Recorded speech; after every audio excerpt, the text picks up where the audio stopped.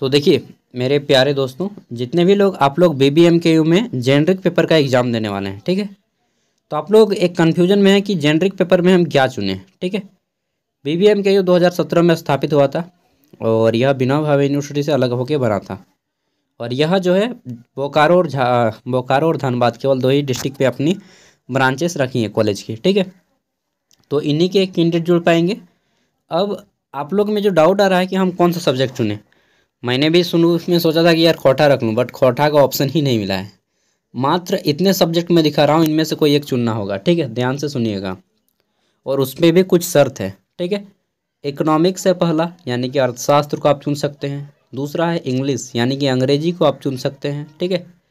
तीसरा है आपका होम साइंस, यानी कि गृह विज्ञान को आप चुन सकते हैं, ठीक है। आगे देख लेते हैं। तो होम साइंस के बाद आता है फिलोसफी, यानी कि आप दर्शन शास्त्र को चुन सकते हैं। हम लोग बोलते हैं ना, अरे बहुत फिलोसफी झाड़ रहा है हाँ नहीं तो अपने तो ज्ञान नहीं है, दूसरे को ज्ञान दे रहा है। फिलोसफी दर्शन शास्त्र, ठीक है। अगला है पॉलिटिकल साइंस को आप चुन सकते हैं। और नेक्स्ट है आपका सोशियोलॉजी, यानी कि आप समाज शास्त्र को चुन सकते हैं। इसमें से कंडीशंस हैं। तो टोटल कितने सब्जेक्ट हो रहे हैं, ध्यान से सुनिएगा। 1 2 3 4 5 6, इन्हीं 6 में से कोई एक चुनना होगा, लेकिन इनमें से 2 सब्जेक्ट आप नहीं चुन सकते हैं, ठीक है। 2 वो कौन कौन से हैं, तो एक आपका जो ऑनर्स है और दूसरा जो आपका जेनरिक पेपर पहले से था, ठीक है। पहले जो आपका जेनरिक पेपर था वो आप नहीं चुन सकते हैं, और 2 जो आपका ऑनर्स पेपर था वो आप नहीं चुन सकते हैं। सपोज दैट जैसे मेरा पॉलिटिकल साइंस ऑनर्स था मेरा, ठीक है, और मैंने हिस्ट्री को जेनरिक इलेक्टिव के रूप में चुना था। हिस्ट्री को जेनरिक इलेक्टिव के रूप में चुना था और पॉलिटिकल साइंस मेरा ऑनर्स पेपर था। अब कंडीशन मेरा ये है कि मैं पॉलिटिकल साइंस को नहीं चुन सकता हूँ जो कि मेरा ऑनर्स था, और हिस्ट्री को भी नहीं चुन सकता हूँ जो कि मेरा जेनरिक पेपर था। तो बाकी बचा क्या, बाकी इनमें से मैं किसी भी एक को चुन सकता हूँ, ठीक है। तो यहाँ पे देखिए मैं सोशियोलॉजी को सिलेक्ट कर लिया। अगर ऑप्शन मिलता तो मैं खोटा करता, लेकिन ऑप्शन ही नहीं मिला यार, क्या करें, ठीक है। तो वही है, मजबूरी का नाम महात्मा गांधी। तो मैंने सोशियोलॉजी को सिलेक्ट कर लिया है, और बाकी आप लोगों को बचता है। तो कुल मिला के हमें कहने का अर्थ ये है कि 4 ही सब्जेक्ट हैं जिसमें से आपको एक सिलेक्ट करना होगा, क्योंकि 6 हैं टोटल, जिसमें से 2 आपके तो पहले से सिलेक्ट कर चुके हैं, यानी कि आपका एक ऑनर्स पेपर एक जेनरिक पेपर, तो 2 तो गोली मार दीजिए। तो बचता है हमारा ओनली 4, ठीक है। इसमें से 1 आपको चुनना पड़ेगा। और बहुत से लोगों को डाउट है कि क्या एग्ज़ाम मैंडेटरी है, मतलब कंपलसरी है, सभी के लिए अनिवार्य है। तो हाँ जी हाँ, दिस इज क्या बोलते हैं यार इंग्लिश में, कि मैंडेटरी फॉर ऑल स्टूडेंट, ठीक है। तो यह सभी के लिए अनिवार्य है, सभी विद्यार्थियों के लिए अनिवार्य है। और बहुत सारे कैंडिडेट को उनको दिक्कत होगी, जो लोग फ्यूचर में जा करके या फिर वर्तमान में कहीं पे सर्विस कर रहे हैं, तो आप अपने इंस्टीट्यूट से पूछ लीजिएगा, ठीक है। इन फ्यूचर में अगर आपका फर्जी पाया जाता है तो फिर बाद में आपको दिक्कत हो सकती है। बाकी आपकी ओर से तो कोई गलती नहीं है, इंस्टीट्यूट की है। एग्ज़ाम हो रहा है, छोटा सा एग्ज़ाम है, ले लीजिए। अब यहाँ पे इजी कौन सा है तो वो मैं बता दे रहा हूँ, ठीक है। देखिए सबसे पहले मैं बता दूँ सबसे टफ यहाँ पे कौन सा सब्जेक्ट है।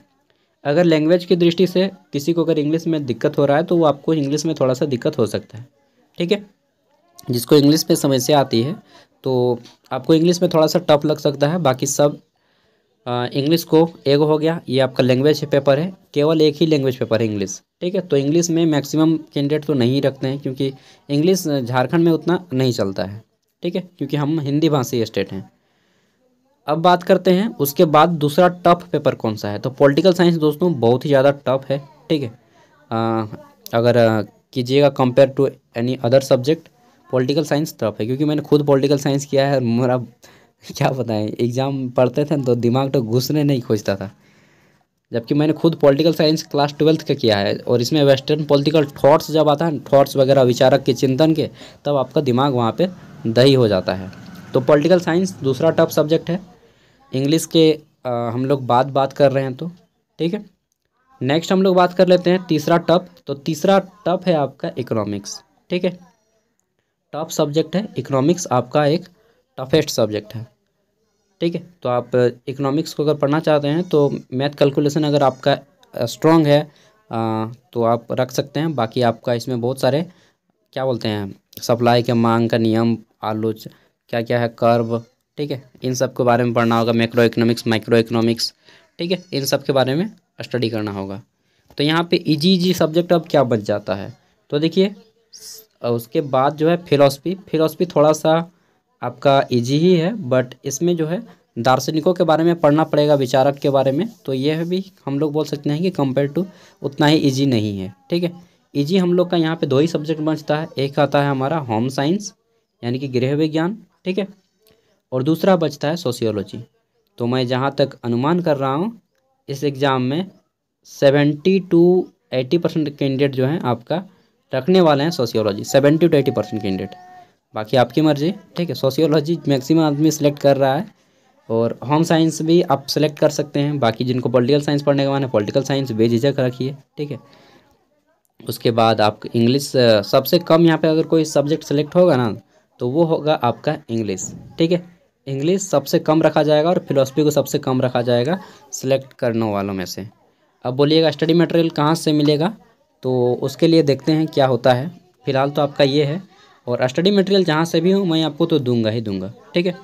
और विशेष रूप से सोशियोलॉजी का दूंगा क्योंकि मैंने खुद सोशियोलॉजी का सिलेक्ट किया है, और सोशियोलॉजी के साथ साथ इन सभी का भी दे दूंगा, क्योंकि साइड में जितने भी मेरे वीडियोस अपलोड हैं अभी तक उसमें सब मैं इन सब को कवर करवा चुका हूँ, ठीक है।